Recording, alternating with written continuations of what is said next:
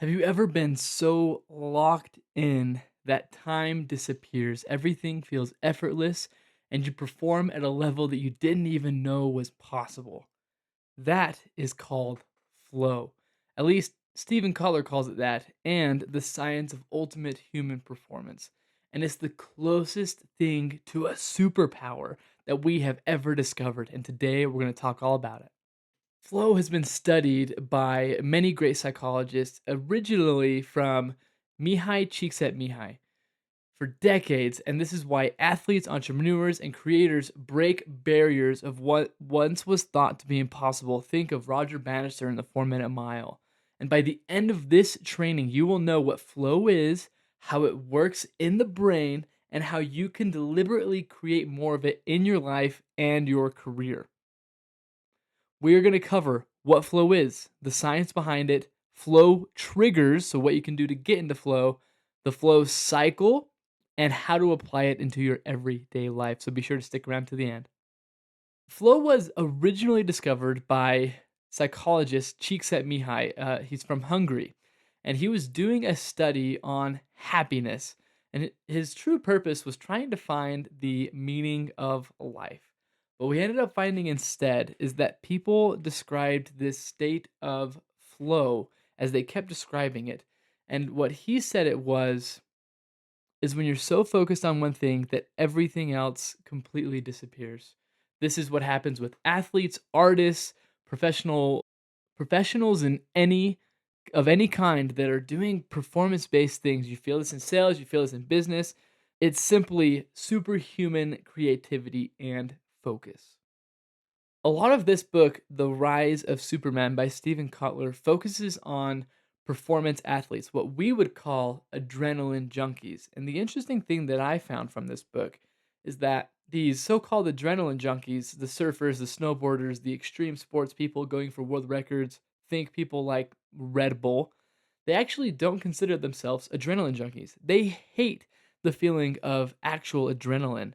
What they actually are flow junkies. We're going to dive into that and kind of what it means. So, action sports are tied to this. And over the last 3 decades, we have amplified the amount of space that we've had to grow in this category more than we ever have in all of human history. We are progressing and advancing more and more and more in this flow state than any other period of time. And flow is the secret engine behind it all. So, what is the psychology of flow? Remember, psychology is the study of your thoughts, feelings, and behaviors. So, what is behind the psyche? What are the thoughts and characteristics behind this? There are six main characteristics behind the psychology of flow. Number one is intense concentration, intense focus. If you've ever seen an athlete on the field or on the court perform at a high level, they are intensely focused. Number two is they take action and they're aware. They're very, very aware of the things that they're trying to do. And this was first reported by a man that had a near death experience. And as he was falling, he was able to think more slowly and take action based on the things that he was supposed to be doing. And we'll talk more about the neurology behind that. Three is that you have this loss of self consciousness. Many people would report that you become one with your team or your environment. Wherever you are, you kind of lose your sense of self and become one with everything around you, which is a very cool thought process. Four is time distortion. Time seems to move very, very, very slowly for you when you're in a flow state. Five is you have intrinsic motivation, meaning that you are internally motivated by your own characteristics and achievements. And six, you take effortless action. So think of it as in flow, you're not being pushed, you're being pulled, and thus you go farther. So, what are some triggers of flow? How do you get into flow? The triggers are what is called a eustress model. A lot of people view stress as a negative thing, but stress is actually a very positive thing. It's a very good thing. And if you view stress positively, your body will actually physiologically respond to it in a better manner. So think of stress as a positive. The goal is if you have an X and Y axis here, the goal would be to be at a certain skill level of what you have the ability to do. So if you're playing the piano, if you're good at piano, your challenge, so it's skill versus a challenge in front of you.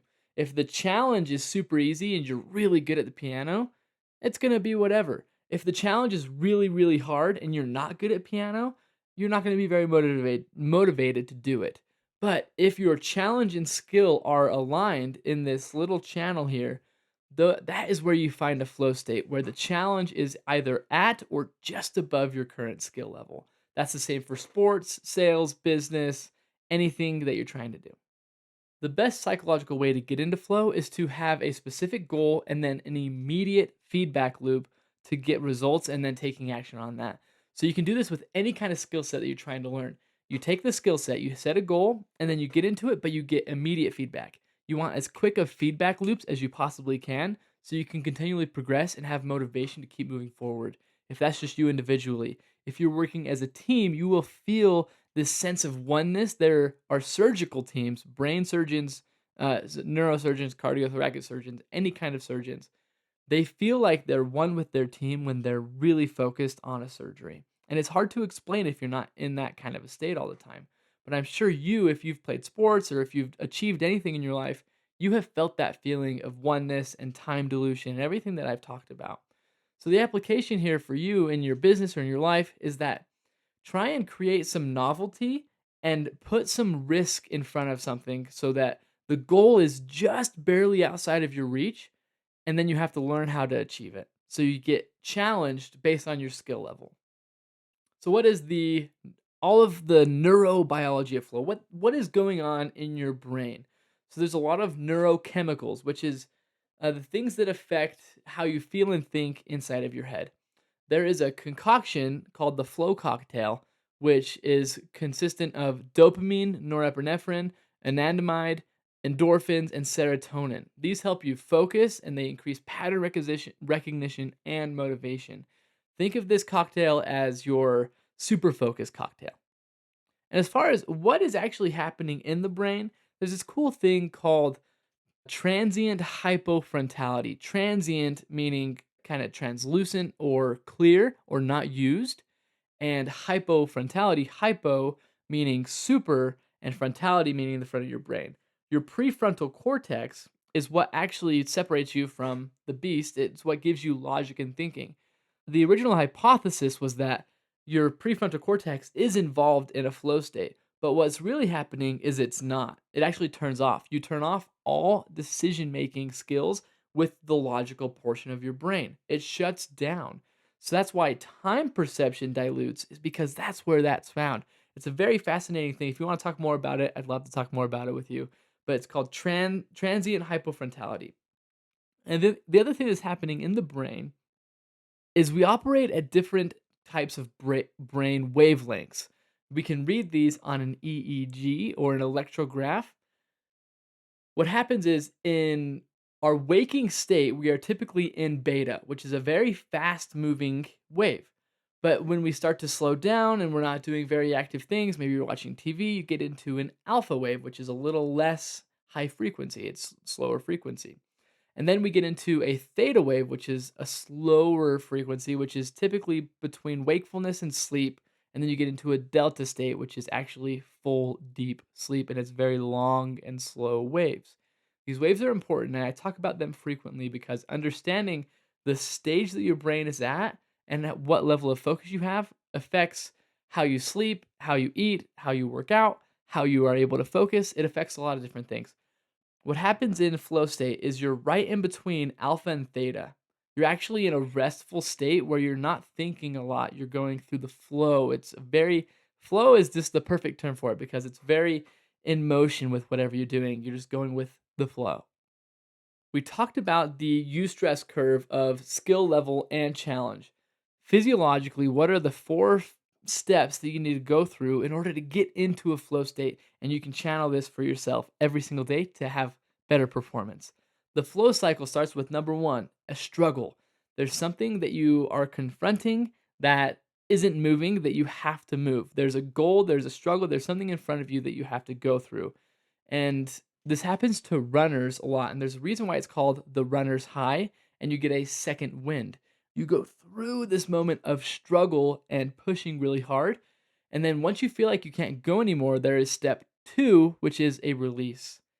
You just let all the muscles relax, let it go, and you catch this second wind and you get into a flow state where step three is you're actually now in flow and you actually experience a boost in physiological response, a boost in performance, and a boost in focus. Even when you thought you're completely tired, you pushed past that wall. So many people don't push past that wall, and that's what's inhibiting them from not getting into a flow state. And that's why you don't perform that well. If you want to perform well, allow yourself to push past the wall, push past barriers, go through resistance, and then you can find the growth in the flow state. And then after you actually get into a flow state, this is what people overlook a lot, which is step four, which is recovery. A flow state takes a lot of energy out of you. You need to recover after a flow state. You can't just be flow state, flow state, flow state, flow state. It takes time to relax and let yourself rebuild so that way you can be in flow states more frequently and for longer. And the thing I loved about The Rise of Superman by Stephen Kotler, and he integrated a lot of Mihai Csikszentmihalyi stuff and a lot of modern day performance psychologists into his work, as well as real life examples. Surfers surfing 100-foot waves, free solo climbers, big mountain skiers doing crazy tricks, throwing triple backflips that once we thought were impossible to do. Roger Bannister running a 4-minute mile. So many things that we thought mentally and physically were impossible but we're achieving on a day-to-day basis. There's athletes and people out there that are always pushing the limits and they are achieving flow states frequently. They are what we call flow junkies. They don't seek the adrenaline. They seek the flow that comes from pushing through a struggle and then releasing and then getting into a flow state. And then the thing they probably need to work on is recovery and getting a little better at that because then they could experience flow even more frequently. This is the same thing and the same process that you can use if you're an entrepreneur, a writer, a content creator, a salesperson, a father, a mother, whatever your position is in life, you can use flow states to trigger these processes to either help other people or to help yourself. Flow states are the fastest path to mastery of any skill you want to achieve, whether it's learning a language, coding, education, whatever the step by step process is, flow states will help you get there. And finally, Stephen Kotler, wants us to understand the future of flow states. He wrote this book back in 2013. Flow states are the way to achieve great things. We have collective states where if you're on a sports team, you're in a business startup, and a military unit, this has been used by Navy SEALs, entrepreneurs, CEOs, salespeople all around the world to increase their performance. Why don't you use it in your life as well? So, yesterday in part one, we talked about Friedrich Nietzsche and Zarathustra and what they called the Übermensch, the Overman. This is the birth of the modern day Übermensch, the Superman of today. This is a higher stage of human potential. Flow is the science that shows us how to get there.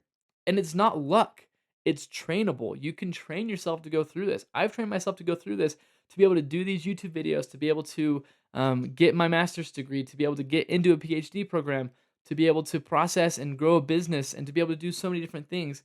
Flow states are how I unlocked my potential and how I'm continuing to unlock my potential. So, tomorrow in part three, we're going to talk about Stephen Covey's next book, The Art of Impossible, and go through the step by step process even deeper of how you can apply flow states into your life. We're going to break down this modern science and then stay around for part four as well. We're going to go even deeper into the performance psychological application of this performance enhancing state. So if you want to train your brain for peak performance in sales, in life, then please join the MindFit school community. You won't regret it. We have a ton of value in there and a ton of cool people for you to check out, for you to hang out with. That's all I'm going to say about that. I'd love to see you on the inside. You're going to get a ton of value there. And go and become Superman.